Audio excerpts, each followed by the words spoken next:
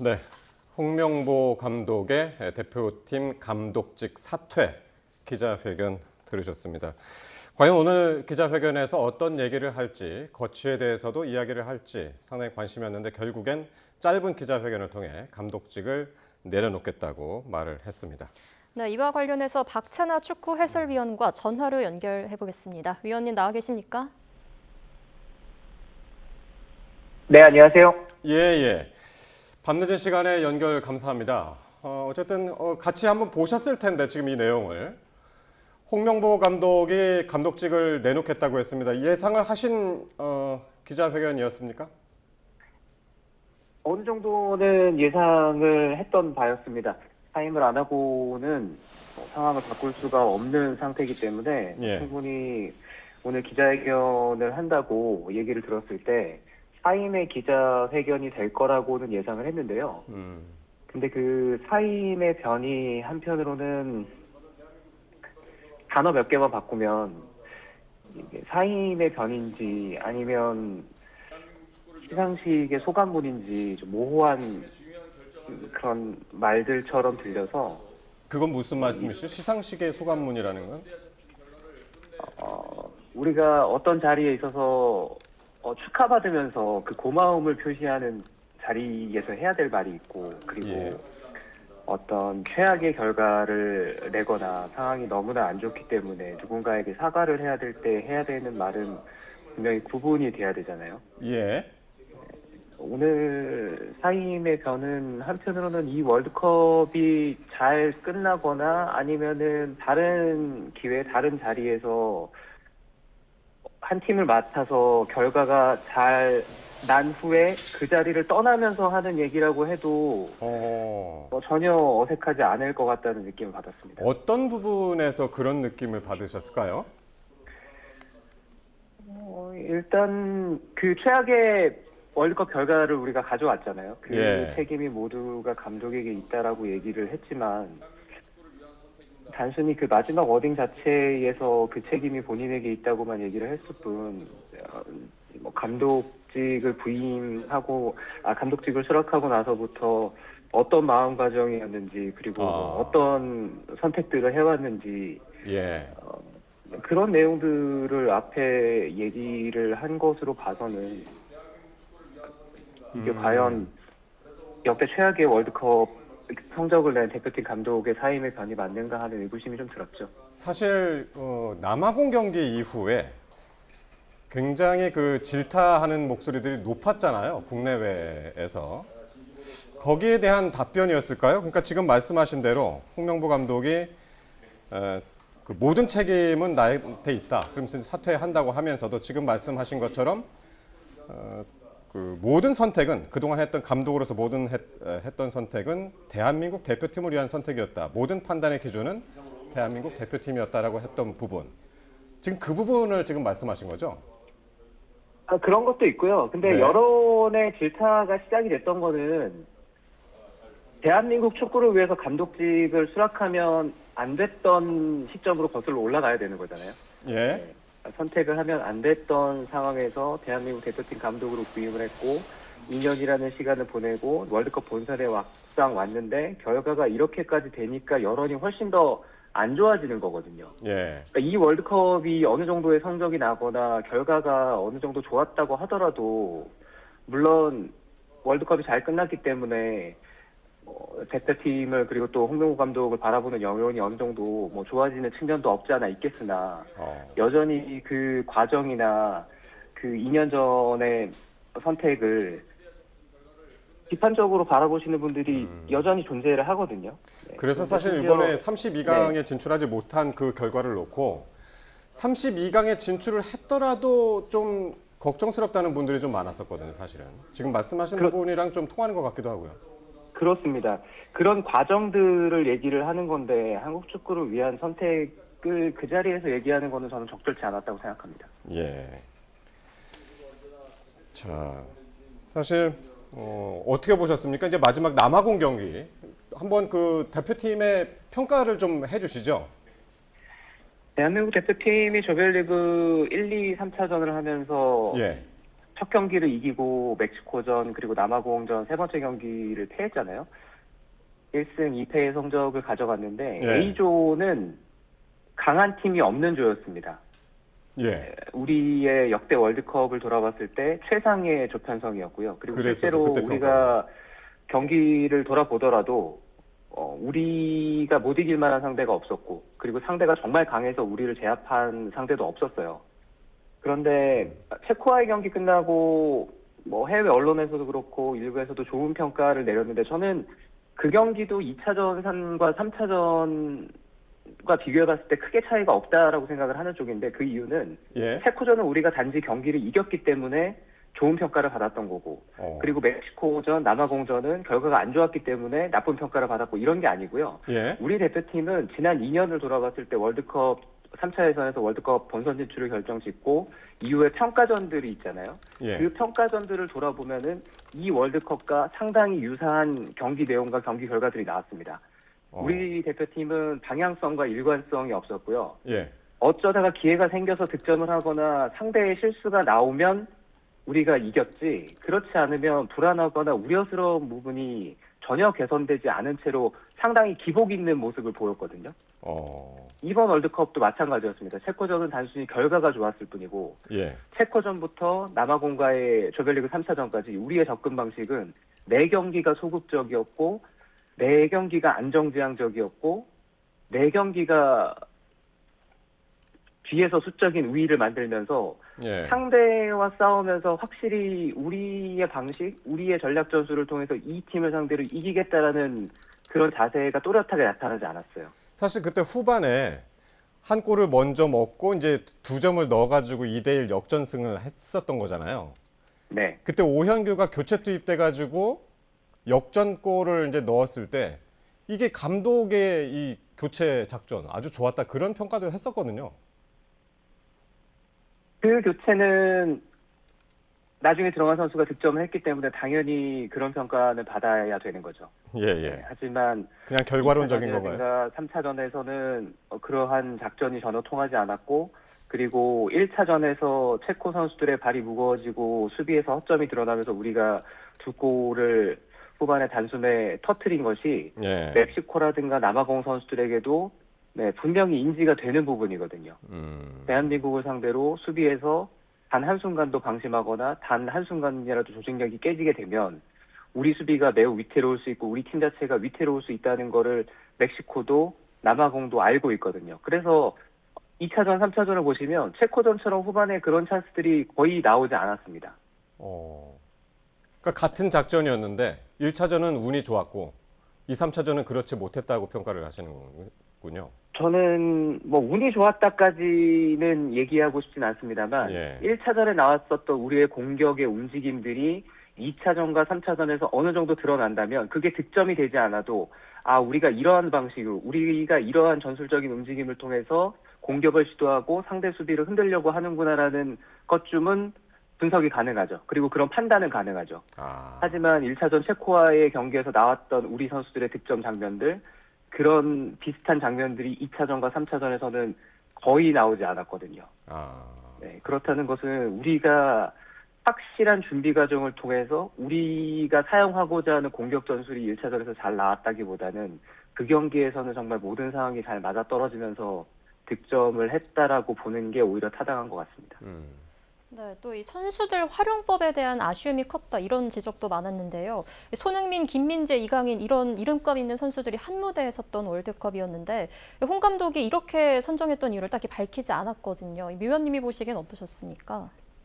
그런 부분들이 너무 아쉽고요. 그리고 우리 대표팀의 전력 자체가 아주 좋은 팀이었는데 이 월드컵에서 난이도가 아주 평이하다고 예상이 됐던 A조에서 조별리그도 통과하지 못하고 이렇게 일찍 월드컵이 마감됐다는 것, 이것을 두고두고 아쉬움을 넘어서 화가 나는 포인트라고 봐야 될 것 같고요. 그리고 손흥민 선수도 그렇고 김민재 선수라든가 이강인 선수라든가 이런 선수들뿐만 아니라 우리가 메인 포메이션으로 사용을 했던 백스리 포메이션을 사용하기로 한 이상 우리 선수들이 가장 잘 뛸 수 있는 환경이 펼쳐지기는 어려웠습니다.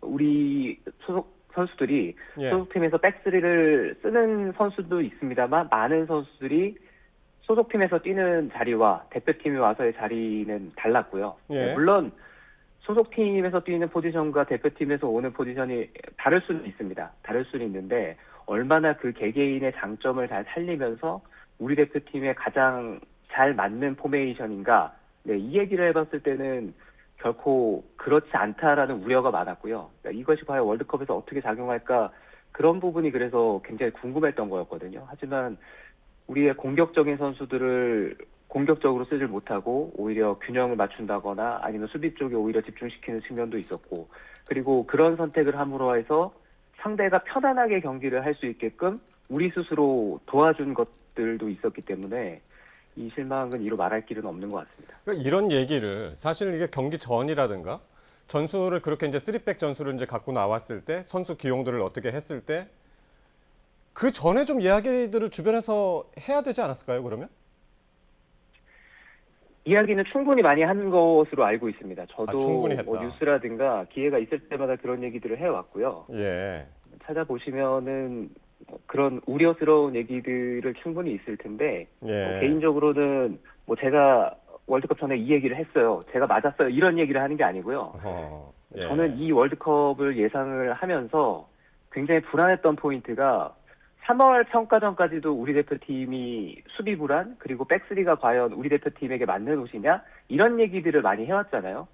근데 저는 그 3월 평가전을 보고 나서도, 그리고 월드컵에 돌입하기 전까지도 우리 대표팀이 이번 월드컵에서 가장 고전할 건 사실 수비가 아니라 공격이 될 것이다라는 예상을 하긴 했습니다. 그 이유는 예. A조가 강한 조가 아니기 때문에, 강한 조라면은 개인 능력이 뛰어나고 공격을 할 수 있는 선수들이 많기 때문에 우리 수비 불안이 리스크가 될 수가 있지만 A조는 강한 조가 아니거든요. 예. 강한 조가 아니기 때문에 우리와 경기를 하는 팀들은 상대적으로 우리보다 수비를 많이 할 거잖아요. 그러면 수비를 많이 하는 팀을 상대로 어떻게 공격을 할 것인가가 당연히 화두가 돼야 된다고 생각을 했기 때문에 예. 그런 면에서 우리 대표팀이 지난 시간 동안에 평가전을 통해서 나왔던 공격이라든가 또 월드컵 직전까지도 보였던 모습을 봤을 때는 이 공격력이 오히려 우리 대표팀에게는 굉장히 불안 요소가 될 수 있다는 얘기를 했고요. 이런 얘기들은 저뿐만 아니라 많은 곳에서 기회가 있을 때마다 정말 많은 분들이 해왔다는 거를 강조드리고 싶습니다. 그래서 이제 남아공 경기를 할 때도 초반에 상당히 이제 우리 선수들이 잘 뛰어주긴 했습니다만은 남아공 선수들이 우리의 공격 템포에 적응을 해가지고 오히려 이제 기가 살아서 이제 나중에 오히려 우리가 공격받는 횟수가 더 많이 늘어난 것 아닌가, 그런 해석들을 이제 많이 하곤 했었죠. 어쨌든 이렇게 이제 32강 진출에 실패를 하고 나서 우리 선수들이 이제 내일, 그러니까 화요일, 오늘이 이제 월요일이니까요. 화요일에 이제 귀국을 할 텐데 사상 처음으로 이제 공항 행사를 취소했다고 합니다. 좀 험난한 귀국길이 예상이 되는데요. 어떻게 보십니까? 그 부분은 안타까움을 금할 길은 없는 것 같아요. 선수들은 이 월드컵을 위해서 정말 개개인이 그 긴 시간 동안 열심히 노력하고 그리고 월드컵에서 최상의 퍼포먼스를 내기 위해서 분명히 부단히 준비도 많이 하고 노력도 많이 했을 거고요. 그리고 우리 대표팀이 월드컵에 돌입하기 전에 전지훈련 기간까지 생각하면은 벌써 5주가 넘어가는 그런 여정을 소화를 했습니다. 예. 네, 결과가 안 좋았기 때문에 선수들이 박수 받으면서 레드카펫을 밟으면서 돌아올 수는 없지만 그래도 예. 선수들의 그 노력과 그 월드컵에서 성적을 내고 싶어하는 마음을 위로받을 필요는 있다고 생각하거든요. 예. 그런데 그런 자리조차 마련이 될 수 없는 최악의 월드컵이 됐다는 점에서 그러니까 지금 화면으로 이제 보시면은 저게 이제 2014년 브라질 월드컵 같은데 그때도 예선 탈락이었죠. 2014년입니다. 원정에서. 2014년 브라질 월드컵이고요. 예. 우리나라 대표팀의 역대 최악의 월드컵은 원래는 2014년 브라질 월드컵이었습니다. 하지만 이번 북중미 월드컵을 통해서 대한민국의 역대 최악의 월드컵은 거기서 이제 스스로 바뀌게 됐고요. 그 2026년 북중미 월드컵, 2014년 브라질 월드컵 대한민국 역사상 아하. 최악의 월드컵 첫 번째, 두 번째의 감독이 갔다는 것도 그것도 아마 많은 분들이 분노하시는 이유라고 생각합니다. 그러니까요. 지금 화면으로 보시는 것처럼 2014년도에 본선 진출에 실패하고 이제 원정길에 올랐다가 이제 다시 귀국하는 길에 그때 이제 행사를 가졌었고 선수단이 공항 행사를 가졌었는데 저기서 이제 한 시민이 이제 엿을 던지는 그런 모습도 이제 보여봤었는데 저거를 우려했을 수도 있습니다. 하여튼 뭐 이번 내일 화요일에 이제 귀국할 때는 공식 행사는 이제 없다고 하는데 그 모습은 이제 상당히 안타깝다. 지금 이제 그렇게 말씀을 해주셨습니다. 네, 이렇게 지난 브라질 월드컵 때 불명예 때문에 이 홍 감독을 선임할 때부터 좀 말이 많았거든요. 국회에서 지적을 받기도 했고 그랬는데 왜 계속해서 이렇게 후임 감독들 선임 과정을 놓고 잡음이 끊이지 않는 게 반복되는 걸까요? 가장 중요한 거는 대한민국 대표팀이 대한축구협회죠. 죄송합니다. 대한축구협회가 대한민국 대표팀을 어떻게 이끌 것인가에 대한 방향성이 없기 때문에 생기는 일이라고 생각을 합니다. 대한축구협회는 한국 대표팀이 그저 월드컵에 출전하면 그걸로 만족을 하는 것 같아요. 우리가 월드컵에 나가서 어떠한 축구를 하면서 어떠한 모습을 보이고 어떠한 성적을 낼 것인가가 목표가 아니라 예. 그냥 우리 대표팀은 월드컵에 나가기만 하면 돼. 월드컵에 나가면 거기서 성적이 날 수도 있고 성적이 안 나도 어쩔 수 없고 그런 선택들을 해왔기 때문에 우리가 계속해서 반복되는 이런 문제에서 빠져나오지 못하고 드대루표처럼 돌고 돌아서 원점으로 돌아가는 거 아닌가라는 생각을 하거든요. 네. 물론 대한축구협회는 그것이 아니라고 얘기를 할 수도 있겠지만 대한축구협회가 단순히 대한민국 대표팀이 월드컵에 나가는 걸로 만족하는 게 아니야라고 생각할 만한 그런 선택들을 대한축구협회는 보이지 않았고요. 예. 그리고 오히려 그것이 정말 맞는 거 아니야라고 생각하고 우리의 옛 선택들을 돌아보면 오히려 더 합리적인 해석이 가능하거든요. 네. 대회가 끝나면 부랴부랴 여론이 안 좋으니까 여론을 무마시키기 위해서 뭐 외국인 감독을 데려와서 그 여론을 잠재운다거나. 예. 근데 데려오는 외국인 감독들도 좋은 감독이 아니라 그냥 외국인 감독이에요. 당연히 대한민국 대표팀을 잘 이끌 수가 없잖아요. 결과적으로 그때 이제 되면은 카타르 월드컵 때도 끝나고 이제 벤투 감독이 경질이 된 경우가 있었죠. 벤투 감독은 공식적으로 경질은 아니고 이제 계약 기간이 끝났기 때문에 예. 계약 연장을 하지 않았죠. 네. 계약 근데 그 계약 연장을 하지 않은 것까지는 충분히 이해가 가능합니다. 서로 이견이 있거나 아니면은 다른 생각을 하거나 다른 선택을 할 수가 있잖아요. 그렇기 때문에 대한축구협회도 파울로 벤투 감독도 계약을 연장 하고 싶어도 할 수 없는 상황이 있었을 수 있고, 근데 그 선택까지는 충분히 납득이 가능해요. 이해가 가능하고. 그렇지만 그러면 그 다음 선택에서 무엇이 중요하냐? 우리가 카타르 월드컵을 준비하면서 한 감독에게 긴 시간을 맡겼잖아요. 그래서 2022년 카타르 월드컵에는 좋은 성적이 났습니다. 네, 만족스러운 어떤 축구를 했고 그리고 괜찮은 결과를 보였어요. 그러면 우리가 모든 집단이 그렇죠. 이거는 스포츠팀, 대한민국 축구 국가대표팀뿐만 아니라 그러니까 모든 집단이 어떤 프로젝트가 하나 끝나고 그 프로젝트를 준비하는 과정을 돌아보고 다음 프로젝트를 준비할 때 우리가 지난 프로젝트를 어떻게 해왔는가. 냉정하고 합리적인 평가가 있어야 되겠죠. 예. 그래서 그런 프로젝트가 어떤 부분이 좋았고 그리고 이런 것들을 우리가 더 잘 준비하거나 이런 것들을 보완했으면 다음 프로젝트는 지난 프로젝트도 우리가 괜찮았지만 더 괜찮은 결과를 내지 않을까라고 생각을 해야 되는 게 맞는 거잖아요. 예. 근데 2022년 카타르 월드컵이 끝나고 대한축구협회는 그런 선택을 하지 못했죠. 그러니까 우리가 파울로 벤투 감독의 뒤를 돌아봤을 때 이런 부분들이 잘 되고 이런 부분들을 좀 다른 감독들이 와서 채워줬으면은 우리 대표팀이 지금 가진 게 있으니까 만들어진 게 있으니까 여기서 더 한 단계 도약할 수 있지 않을까? 예. 이런 판단을 해서 대표팀 감독 선임을 했어야 되는데 정말 난데없이 감독으로 이미 해외에서 평가를 받을 만큼 받은 크리스만이라는 사람이 와서 한국 축구로 쑥대밭을 만들어 놨거든요. 근데 그 쑥대밭을 만들고 난 뒤가 또 홍명보 감독이었던 거예요. 예. 근데 왜 그러면은 그 축구협회가 왜 그런 중간중간에 그런 이해 못할 그런 결정들을 그런 선택들을 했을까요? 그런 선택들을 왜 했는지에 대해서 많은 사람들이 묻고 있습니다. 누군가는 답을 해야 된다.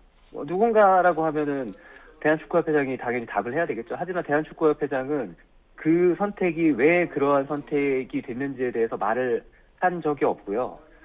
크린스만 감독에 대해서 이런 얘기를 하긴 했죠. 결정권을 가진 쪽에서 좋은 협의를 해서 선택이 된 감독이었다라고만 얘기를 했을 뿐입니다. 예. 어쨌든 일단 이재명 대통령도 이번 32강 진출을 탈락한 결과에 대해서 그리고 이제 정치권에서도 축구협회에 대한 지적들이 이제 많았거든요. 그래서 이제 축구협회 개혁을 해야 된다라는 이제 이야기들이 많았는데 그런 것도 한번 생각을 해보셨나요? 그 해설위원님도 어느 방향으로 이게 개혁이 돼야 될까라는 부분 말이죠. 개혁이 돼야 되는 것은 자명한데요. 근데 축구협회가 개혁이 잘 되지 않는 몇 가지 이유들이 있습니다. 제가 생각했을 때는요, 대한축구협회가 기본적으로 개혁이 정말 긴 시간이 지났지만 개혁이 제대로 되지 않는 건 다수의 구성원이 개혁의 필요성을 느끼지 못해서, 그리고 이미 몇 번의 기회를 통해서 그 개혁을 외치는 분들이 대안이 될 수 없음이 증명이 됐거나, 예. 저는 그 이유가 굉장히 크다고 생각을 하거든요. 그래서 누군가에 의해서 분명히 강제성을 띄어서 대한축구협회를 비롯해서 한국 축구가 더 나은 방향으로 가기 위해서는 뭔가 달라져야 되기는 한데, 예. 이런 생각을 이번뿐만 아니라 수년째 많이 해오고 있지만 어떤 방향으로 어떻게 가는 것이 가장 바람직한 길인가에 대해서는 저는 아직 명확한 결론을 내리지는 못했습니다. 그러니까 단순히 감독 선임 과정에 대한 재점검이 아니라 그 감독을 선임하는 축구협회의 개혁이 있어야 한다는 부분에 대해서는 공감을 하시는 건가요? 저는 그 의견에는 충분히 공감하고 있습니다. 예. 네, 그럼 이제 홍 감독이 자리를 내려놓으면 이제 내년 2월 아시안컵을 두고 후임 감독이 선임돼야 할 텐데 위원님이 보시기엔 어떤 자질이 가장 중요하다고 보십니까? 시간이 굉장히 촉박하고요. 그리고 상황이 이렇게 된 이상 다시 한번 아시안컵에서 대한민국 대표팀의 성적을 장담기 어려운 상황이 됐습니다. 하지만 그런 성적을 차치하고 향후 대한민국 대표팀 감독 선임에 있어서 가장 중요한 것은 여러 가지가 있겠죠. 근데 그 중에서도 가장 중요한 부분들을 꼽으라고 한다면 철학과 능력이라고 봐야 되겠죠. 네, 철학과 능력이요. 따로 갈 건 아니고요. 능력이 예. 있는 감독들은 다 철학은 있습니다. 네, 그렇기 때문에 확실한 철학을 가지고 확실한 능력을 보였던, 그리고 대한민국 대표팀을 잘 이끌 수 있는 그런 적임자가 선택돼야 된다는 생각입니다. 예.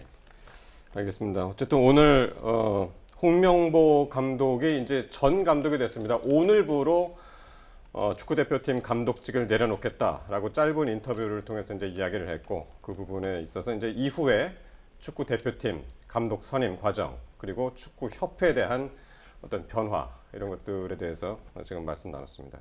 지금까지 박찬하 축구 해설위원과 함께했습니다. 고맙습니다. 고맙습니다.